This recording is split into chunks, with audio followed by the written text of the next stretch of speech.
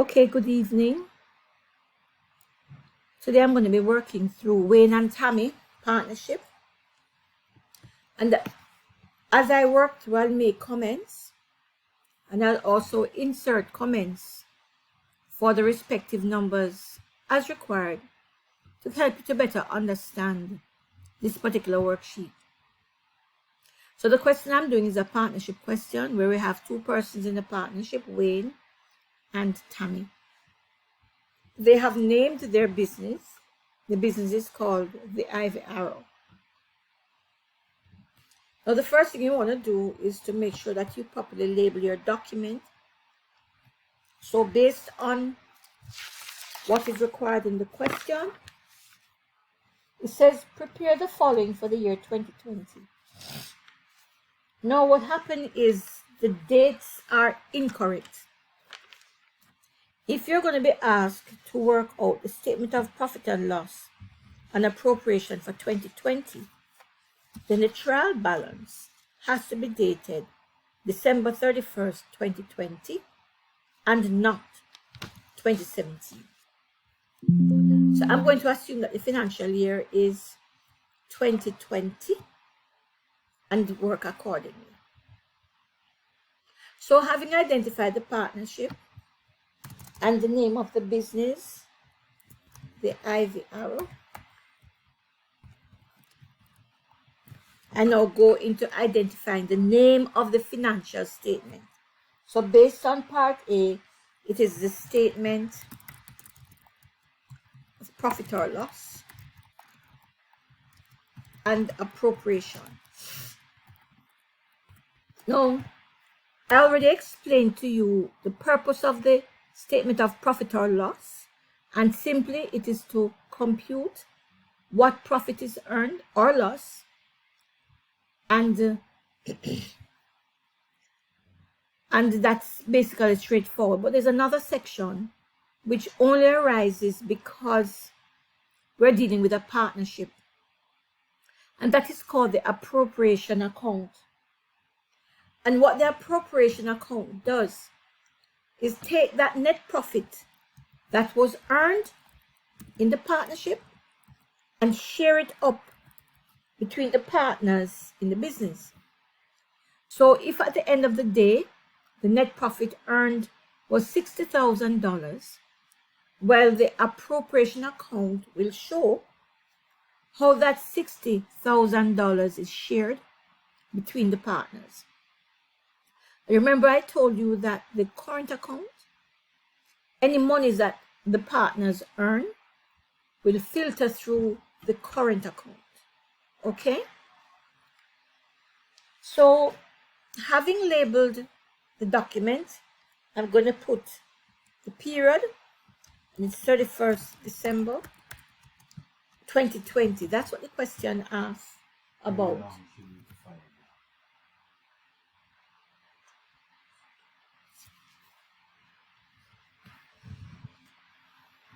Let me change this. All right. Now, what we're going to be doing here are two reports. The statement of profit and loss, of profit or loss, and then I'm going to tack on to the end of that the appropriation account. Now, I mentioned also in our meeting this evening that in the profit or loss account, there's a section for everything. Everything conveys information. Now, the first section of this talks about the revenue, the sales, what it is that the business had earned. Now, the sales, based on the question, was $570,000.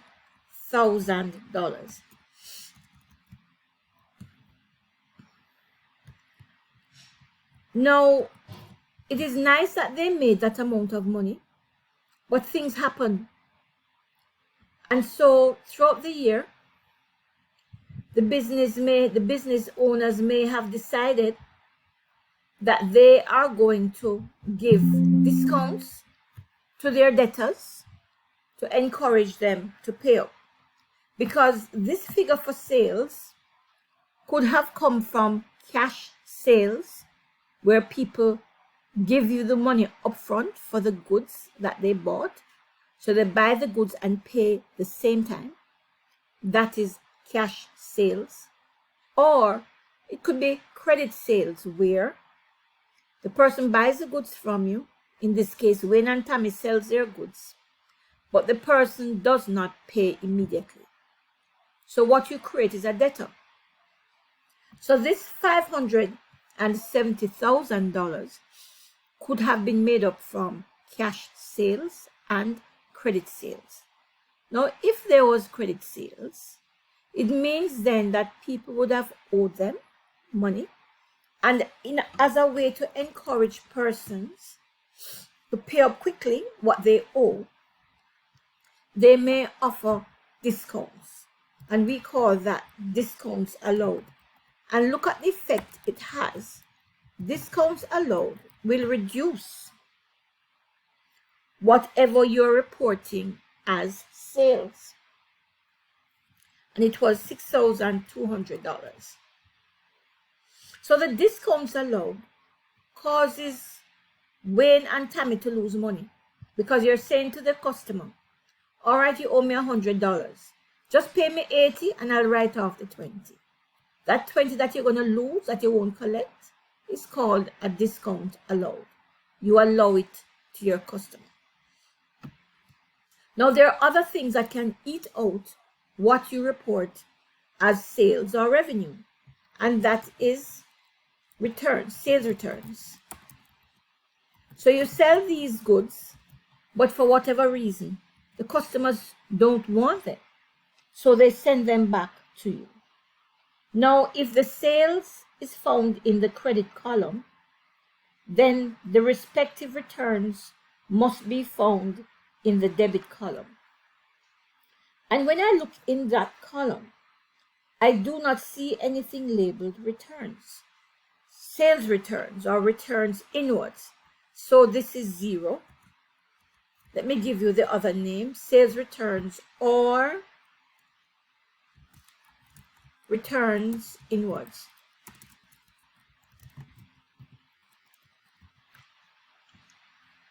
All right, so I'm not seeing any sales returns for Wayne and Tammi. So I am going to close off this calculation. So the first section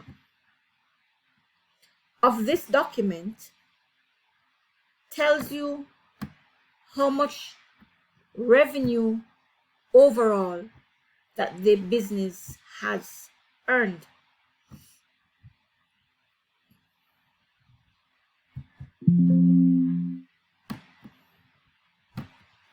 So they reported $570,000, but the discount brings it back down to $563,800. And this information is described as net sales. So all of this first part here, I'm going to color it a particular color to show the relationship. All right, so anything related to sales or affecting sales gets shown in that first section. The next section is the cost of goods sold. That is the name of the next section that you're going to compute. Now the cost of goods sold, I'm going to use a different color eventually. Now, if this is what was sold during the year, $563,800, then it means that Wayne and Tammi had to have bought those goods before or had them in stock before. So what we now need to calculate is what it cost Wayne and Tammi to have these goods available that could be sold for $563,800, because they had to come from somewhere. All right, so how do we compute the cost of goods sold?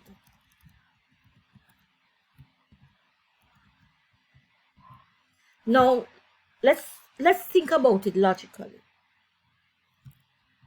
They started the year with stock that was not sold from 2019. So at 31st December 2019, all the stock that they bought was not sold off. Some was left over and came into the new year at 1st January 2020 as unsold stock. It means therefore that it would be their intention to sell off that amount of goods before they buy anything else, if we want to look at it that way.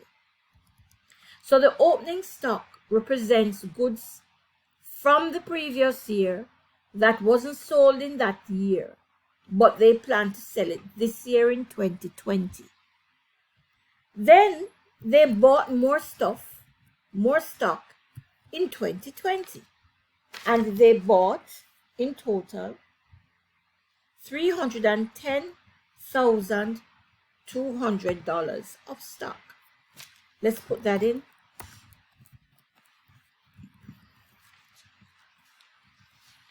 $310,200.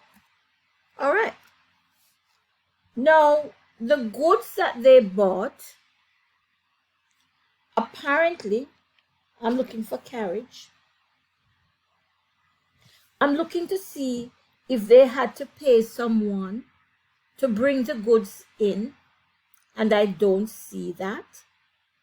Therefore, I can safely say that they had their own transport, so they didn't have to hire someone to bring the goods in. So there is no carriage inwards. But I'm going to put it there so that if you see it, you'll know where it is to go. All right. Now, remember now, Wayne and Tammi are buying goods from suppliers and most likely buying it on credit, meaning they buy the goods and pay later. It would therefore mean that they owe money to these suppliers and may be given discounts to encourage them to pay up soon. So discounts received would go here. And I'm looking to see if I see any discounts received. And I do not see any. All I see is discounts allowed. And if there was any here, I would have reduced my figure with this discount received. Now I'm looking for purchases returns. I'm running my eye down the list and I do not see any purchase returns, which would, yes, there is. Purchase returns outwards. So we do have some returns where Wayne and Tammi bought the goods, but something was wrong with them and they sent them back. And these will be purchase returns or return outwards.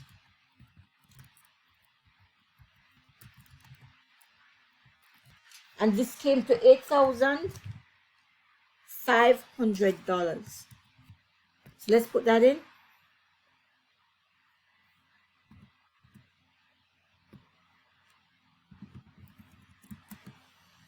So what does that mean? It means that when you add up the stock they had from last year, plus what they bought, plus what they returned, their net purchases figure turns out to be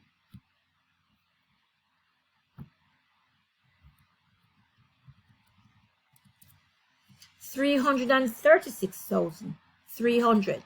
So this is the value or cost of all the goods that they had available during the year. I'm going to change this to cost of goods available for sale. Now the net purchases figure that I just made a mistake and put in here would have been computed by using the purchases less discounts less return inwards. In fact, I'm going to do that so you can see.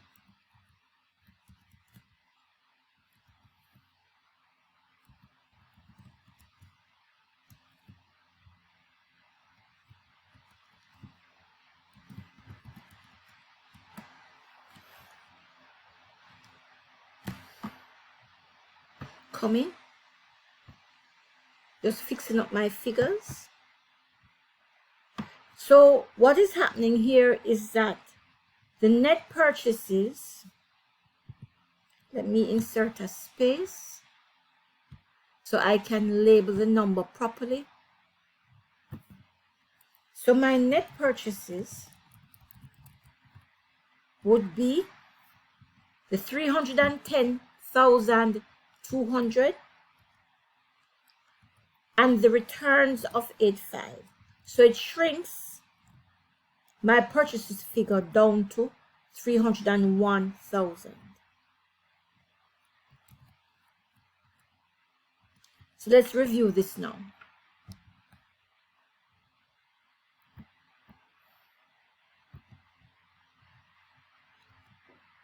So I'm just reorganizing this section that deals with the purchases to show you the valuable information that is there. So then, let's remove this.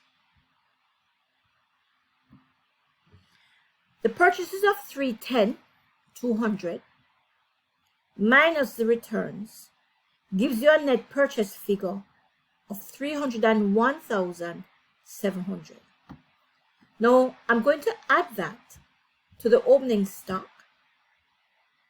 And what I will end up with is the total cost of all the stock that Wayne and Tammi had during the year that was available for sale.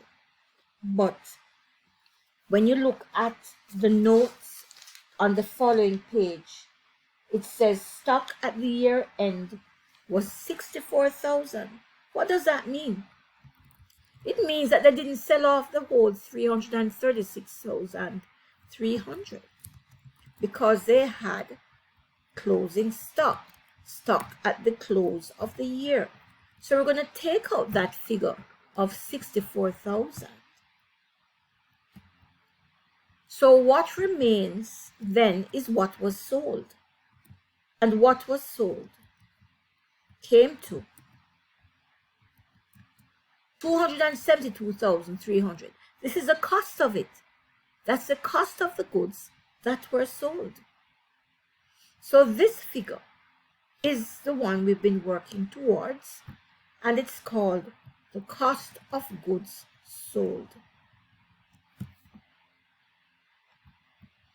So the second section of the statement of profit or loss deals with computing what was the value of the cost of the goods that were sold during the year. So we have a cost value and a sale value. The goods that were sold during the year was 563,800. But those goods cost Tammi and Wayne 272,300. Now, this is the cost of goods sold figure that we're working towards. Now, when I offset or subtract the two figures, I get the gross profit. So we have a revenue figure of 563,800, a cost figure of 272,300. So it means that the gross profit for the business was 291,500. So notice that this is the first profit calculation that we have. There's going to be another one at the end called net profit. Now I mentioned to you that for the core business for an organization, if you want to find out what the core business earned, it's the gross profit. But then there is other revenue, also referred to as other income. And there were a number of them in the question. We had, I'm looking through, we had commission received. And that figure was $50,000. I'm looking through again. And there was rent received. So outside of the core business that Wayne and Tammi have, they actually had space that they could rent out, and they earned from that $14,000. So because we have two sets of figures to add, I'm putting them in the middle column here and putting the total for those figures in the outer column. And this figure of 64,000 tells me that this is extra money that they earned outside of their core business. So when I combine my other revenue with my gross profit, the combined revenue is $355,500, which is good. But I want to see what these operating expenses are. So some people call it expenditure, some call it operating expenses. And some fancy it up and call it OpEx. Up from operation and X from expenses, OpEx. Very fancy, but it's just expenditure. So these now are all the monies that were spent to help to make this $355,500. Now the thing is that some of these expenses, the transactions that they relate to, were incomplete at the end of the year. Either somebody owed somebody money or somebody was to collect some money, whatever.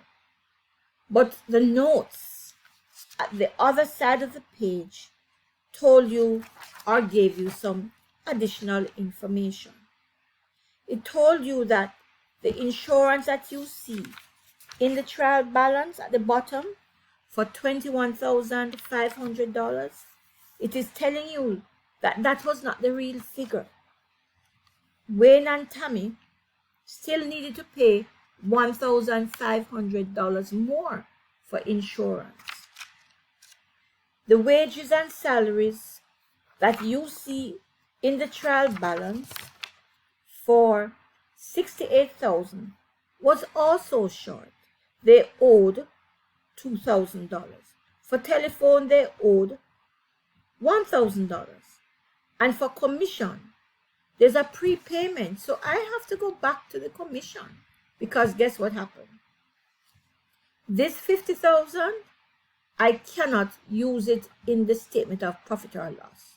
Why? Because $3,000 of it is a prepayment. $3,000 of it belongs to 2021. Okay? $3,000 of it belongs to 2021. So I'm going to take out that prepayment of $3,000 because it has nothing to do with 2020. And I only want to show information that relates to 2020. So this prepayment I'm taking out. So the commission that really relates to transactions for 2020 was $47,000. So I'm going to insert a little comment here. Insert comment. And the comment is, that the $3,000 is a prepaid income. That is, they collected this money before they earned it.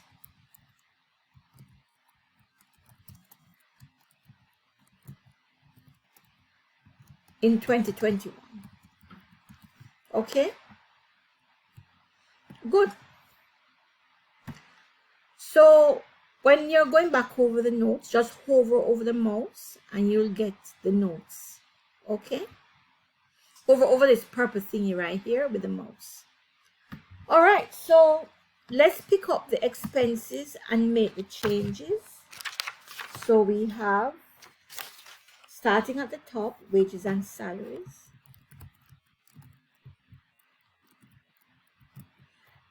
And there's some money owing of $2,000. I'm going to add it to what is in the trial balance. So I'm adding $68,000 and $2,000.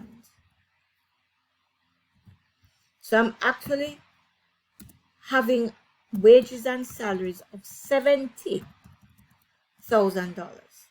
Then going down my list, I had loan interest.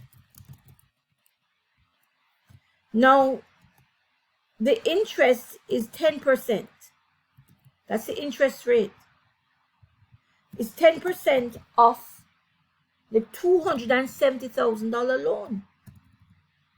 This is the arrangement that Wayne and Tammi had with the bank.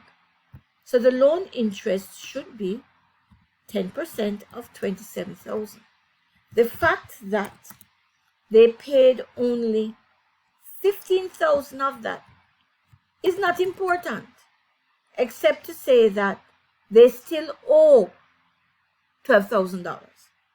They should have paid 10% of $270,000, which is $27,000. So I'm going to put another comment, and the comment is they should have paid $27,000 but only paid $15,000 based on the trial balance. So they still owe $12,000. And this is a current liability. So we're going to see how we use that $12,000 to track it so we don't forget it. Then we have telephone charges.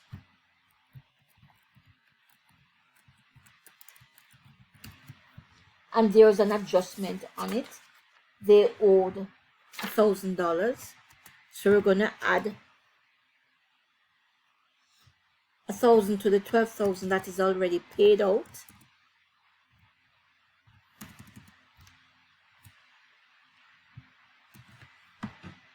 So the telephone charges really is $13,000 for the year.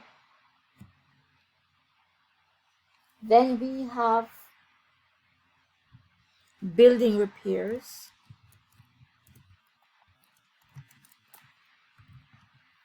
And that was $39,850.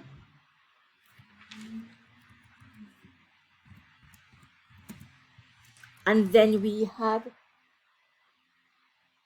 insurance, and there's an adjustment for the insurance. The insurance was paid short $1,500. So we're going to add $1,500 to this $21,500 plus 175.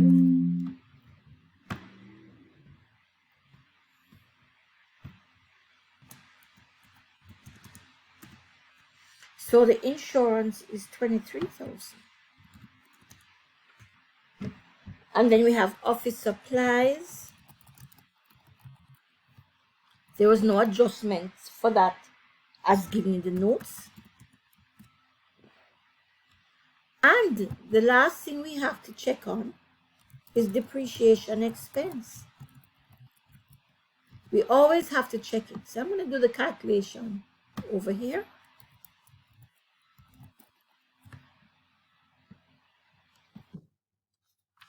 Okay, so let us look at note G to do the depreciation calculations.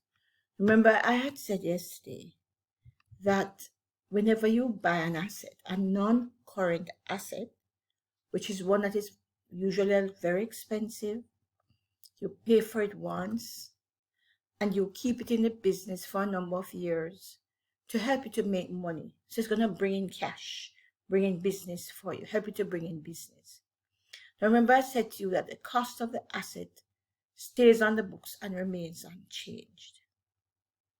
But when you look at the lost value, the depreciation over the years, remember I said it accumulates in the account called provision for depreciation. Now the third term you must understand is net book value. And this is the true value of the asset. So if you bought a table 10 years ago for $50,000, that asset is not going to cost the same. It's going to depreciate in value, get scratches, scuff marks, the color of the die gets pale. And so each year that you use it, it loses value. So the cost, what you bought it for, the $50,000, would not change. That's fixed in the books. The lost value builds over time in the provision for depreciation account, and to arrive at the true value or the net book value or the true value of the asset, the non-current asset, is to subtract the growing provision for depreciation from the asset. Let us see how we apply that information with the numbers. Now the first thing is that land and building. So they have grouped these two, but the asset that really depreciates is the land. Now the cost of the land, the cost of the land and building was checking $220,000. Okay, that's the cost. Let's fix up the figure. Now, what is the method that is used? The method that is used to calculate what that lost value is every year is the reducing balance for this asset. But if you look, the motor vehicle uses a different method, which is called the straight line basis. Let us see how the reducing balance works. Now, to do the reducing balance method, let's identify it.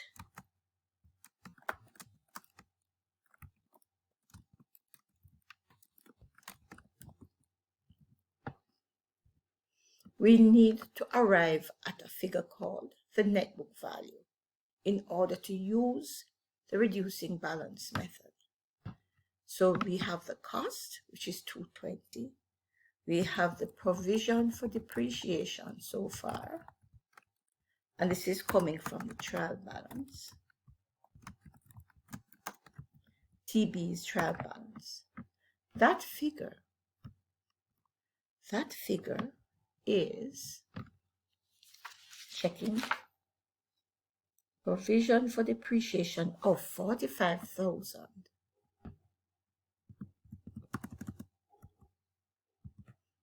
So it therefore means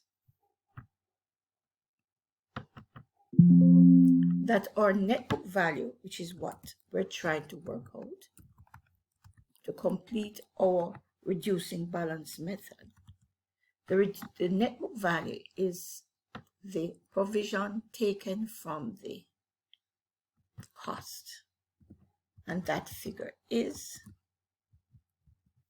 $175,000. So this is what the asset is valued at January 1st, 2020. So we now want to work out how much value did it lose in 2020. And this lost value is what we call depreciation. And what is the instruction? It's 10%. So 10% of the net book value is the depreciation figure. So let's put that in. So it's 10% of the 175. So that is the depreciation for the land and building.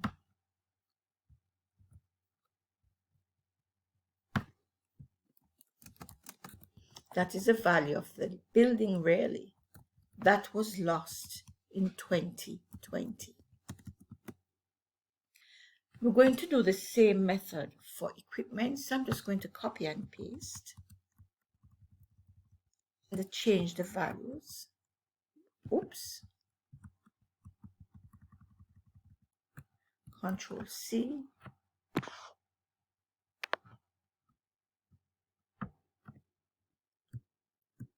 Control V. So we're going to change this now to equipment. And this is also using the reducing balance method. So the balance that is reducing each year is the net book value. And that is what we apply the depreciation rate against. So let's see now the cost of the equipment in the trial balance is 132,000. The depreciation that it has suffered since the asset was bought was 13,200. So its new net book value at the start of the year was 118,800. Now the lost value for this year, 2020, is 10% of the net book value, and that is 11,880. So the depreciation for the machinery and equipment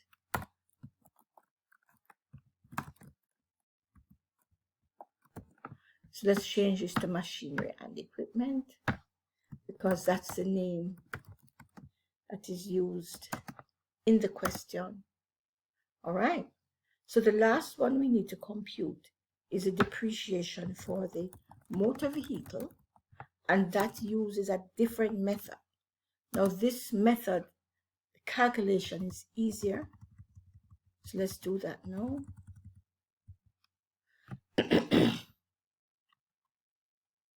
So we have motor vehicle.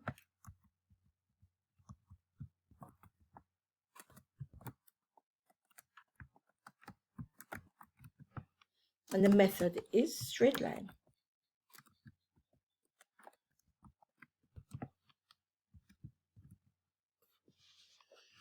So in this method, we're still going to need the cost of the asset.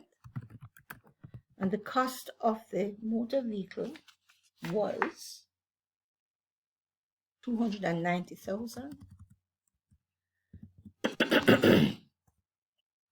Right. Now we don't need any other values because this is a figure that we're going to apply the depreciation rate on. So the lost value in 2020 is 10%, not of the net book value now, but 10% of the cost. So we can just use the figure directly from the trial balance. 29,000. Okay. So let's put that in. Right. So the last thing we need to work out to close off our accounts is the change in the provision for depreciation. In changing the provision for bad debt. Sorry.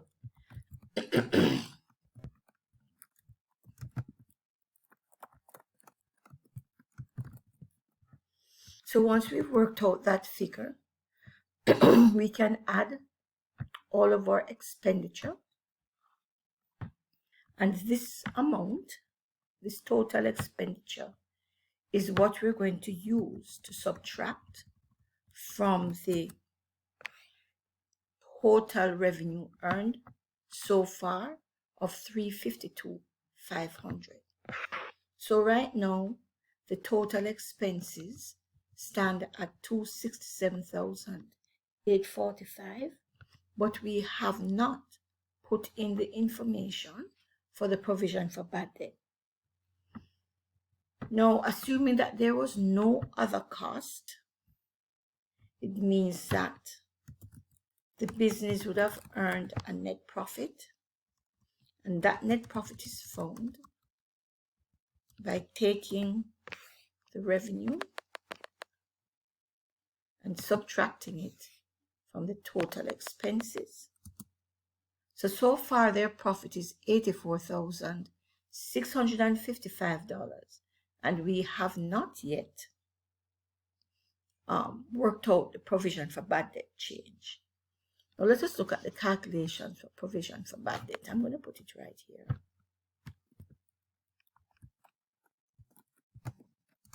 Now the provision for bad debt, remember now the B is not pronounced, so it's debt. The provision for bad debt is associated with debtors.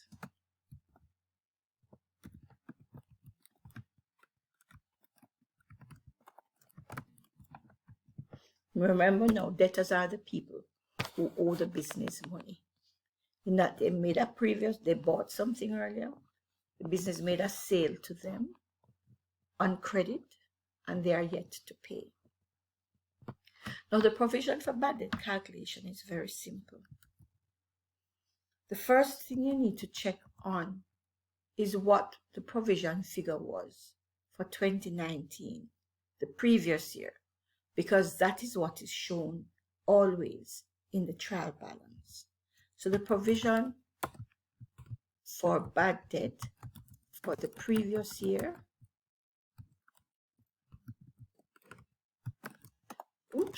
is always shown in the trial balance. TB's trial balance. So when we look at the trial balance, the provision figure was $3,200. That's what they claimed would not have been collected from last year's debtors. However, the note F in the question tells you that you need to review and therefore calculate a new provision figure. So the provision for bad debt for 2020 is going to be 10% of whatever monies are owed at the end of the year, and this debtor's figure is $54,350.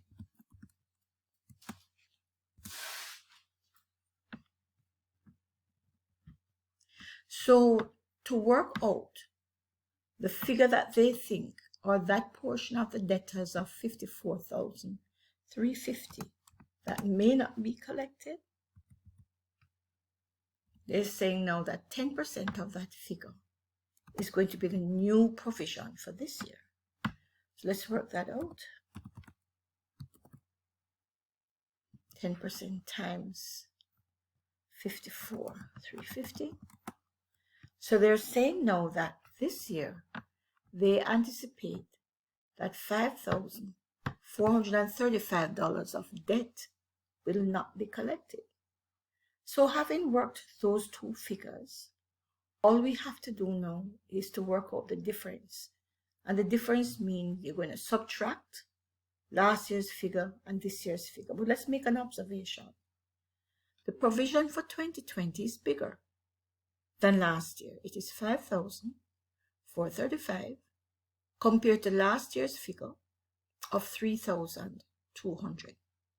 So what we actually end up having is an increase in provision for bad debt. And this increase works out to be 5,435 minus 3,200, which is 2,235. So it therefore means that this increase in provision figure is an expense 2235.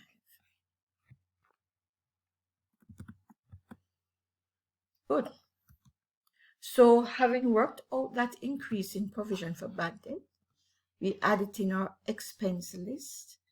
And so now we've finally realized that $270,080 is the total expenditure or operating expenses for that financial year.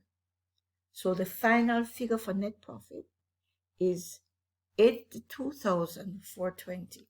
Now, before we move on to the appropriation account, which is next, the appropriation account, remember I told you, is just showing how the partnership shares up this net profit that was just calculated.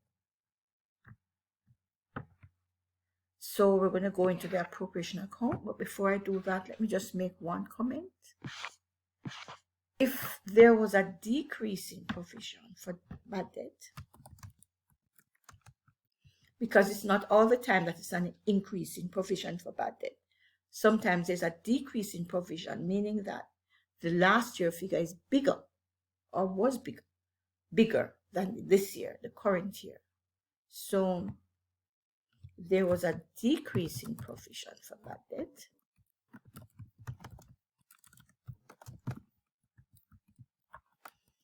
Then it would be placed, the difference would be placed in the section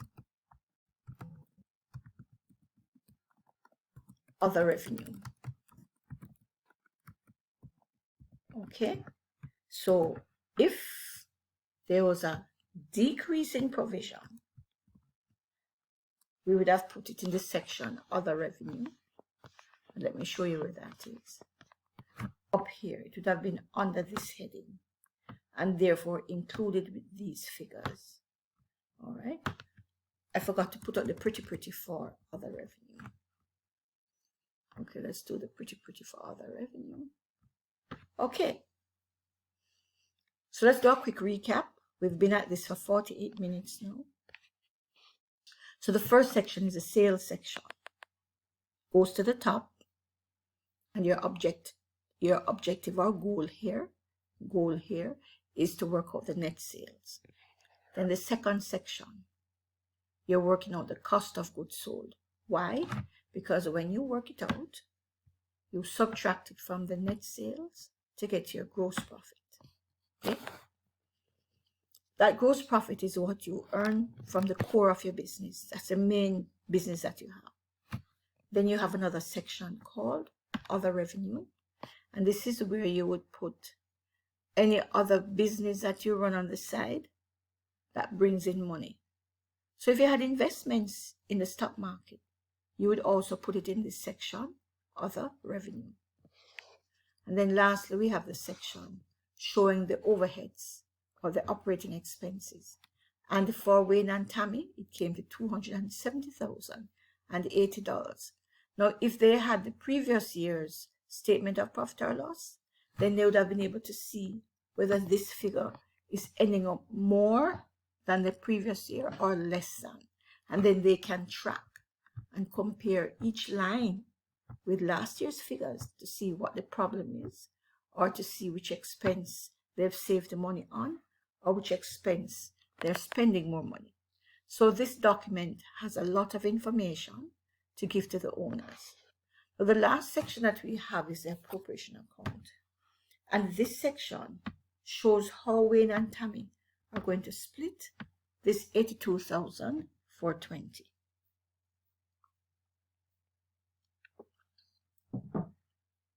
Now let us look at the notes first. In note G, It gives you the details of the partnership agreement that you're going to use now to share up or split up this profit of $82,420. The first thing it says is that there is interest on drawings.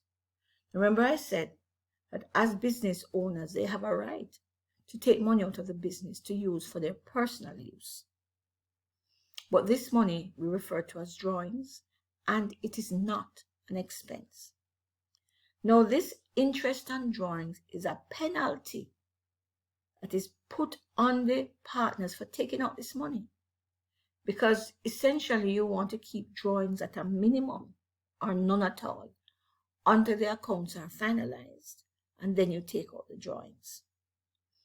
But if the partner starts to take money out throughout the year, then they're going to be charged interest. Now, this interest on drawings, or this penalty, is going to add to the profit to make that profit figure bigger. So then they're going to share up that increased profit. So the first section in the appropriation account is interest on drawings.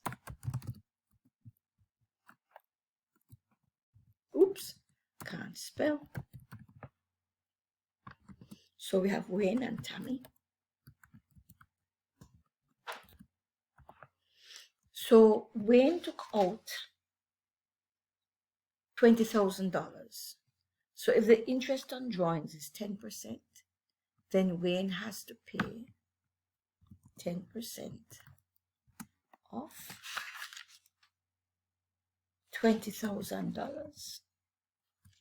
So Wayne only has to pay a penalty fee of $2,000. Now Tammi took out a whole lot more, so her penalty is bigger. She took out $80,000.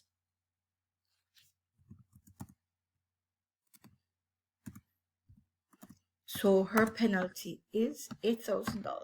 So it's like they're forced to put this money into the pot, this $10,000 extra. So it means then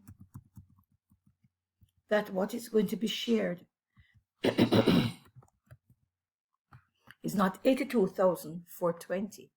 What is going to be shared is $92,420, because you always add the interest on drawings. So I put it in, add interest on drawings.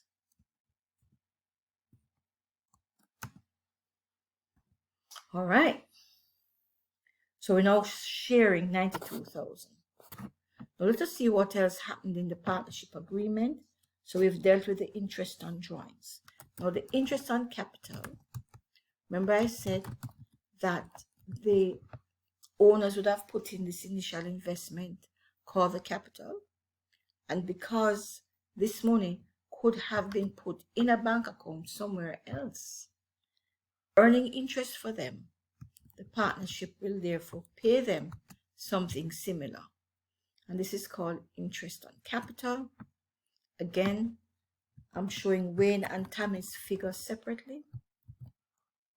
So Wayne had invested $100,000, and if the interest on capital rate is 10%, it means that he will get. Notice we have the words. So we're taking out the money now. So we're lessing all of this and putting it to the partners. So 10% of 100,000 is $10,000. And Tammi had put in $150,000. So what she will earn because of what she has put into the business as capital, she will earn $15,000. Good. So in all, the partnership is paying to the partners $35,000.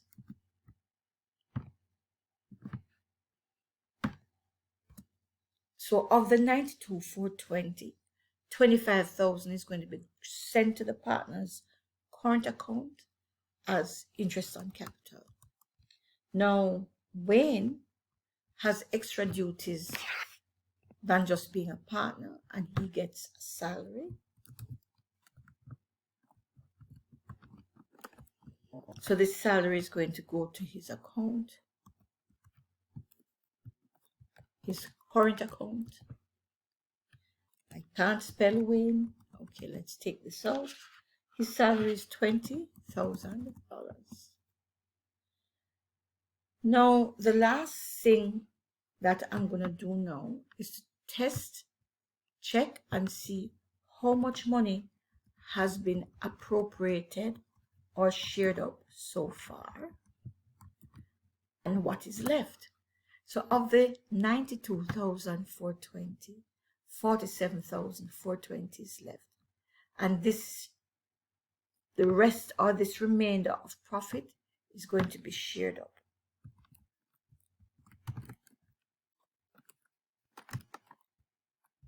So we need to know what proportion to use to share up this balance of profits of 47,420.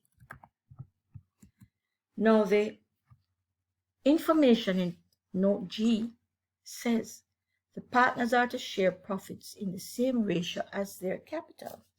So that's one of the reasons why you're not going to interfere with the capital account and put or pass transactions through there, because it changes up the balance each time you do so. So Wayne put in 100, Tammi put in 150. So here's how we're going to share it up. So 100 divided by 250, 250 being the combined amount of capital invested, but 100 out of 250 is Wayne, and 150 out of 250 is for Tammi. So that's how we're going to work out the proportion. So we're going to take the 47,420 and multiply it by 100 divided by 250. Sorry. So 18,968 will go to Wayne, and then 150 divided by 250 times the 47,420. 28,452 will go to Tammi. So what it means is that all of the profits are now shared up, because what remains on the account now is 0. So now we have shared up the profits. So this is the appropriation account. Let's give it a nice color.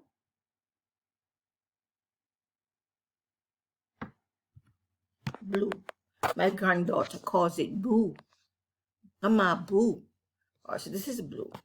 So the appropriation account shows all of the money that each partner is entitled to coming out of the profits. What is the profit? 82,420. But then there's some penalties that were charged to the partners because they were taking money out of the business before the year end. And this penalty came to 10,000 because it was calculated at a rate of 10% of whatever they took out. So Wayne took out 20,000. Sorry, I put that in. Wayne took out 20,000 and Tammi took out 80. So Tammi ends up paying more interest on drawings. So this interest on drawings adds to the profit to make the profit sharing figure bigger. Now they were compensated for investing in the business with interest on capital. Wayne got a little extra something through salaries. And then what remains after the sharing was split based on how much money they invested. All right, and we came up with a little fraction here where the figure on the top is what they invested divided by the combined investment figure of 250. And we did the same for Tammi. And so this is how all of this is split. So we have completed part A of the question. which asks for the statement of profit and loss and appropriation account. Now we have, this video has been running for an hour. I'm going to just do the current account now and wrap that up. No, I'm not going to do that. I'm going to stop the video here. Good, so please note that you can watch this over and over until you get the hang of it. Please pay attention to the depreciation calculations and the provision for bad debt. I think I should insert the computation for the interest, because if you remember, the loan was for $270, and the interest out of that, what it's costing them to get this loan, is $27,000, which is 10% of $270,000. But notice in the question that there's a $15,000, and that $15,000 represents what they had paid out for interest during the year. So let me do a little calculation here for loan interest. Okay, and then we'll close off the video. So the loan,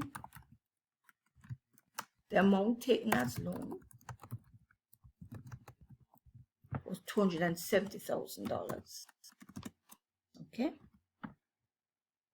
now the interest rate on the loan was 10%.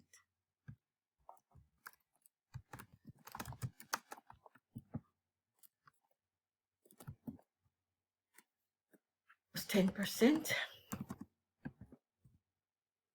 So what was also the total interest that was to be paid?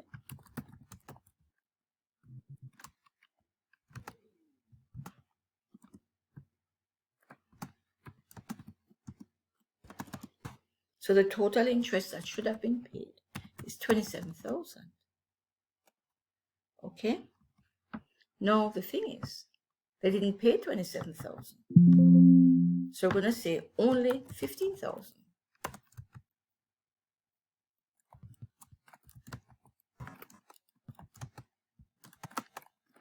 They only paid $15,000. Okay. So it means that they still have not paid the full interest. So there is unpaid interest, and this unpaid interest is at $27,000 minus $15,000, and this unpaid interest is $12,000. So the $27,000. So let's see how we use the figures now. So this is the real expense that goes in the statement of profit or loss, and this is a current liability. This unpaid interest is a current liability. So we're going to see it in the statement of profit or financial position, previously known as the balance sheet. All right, so that's it. See you in the next video.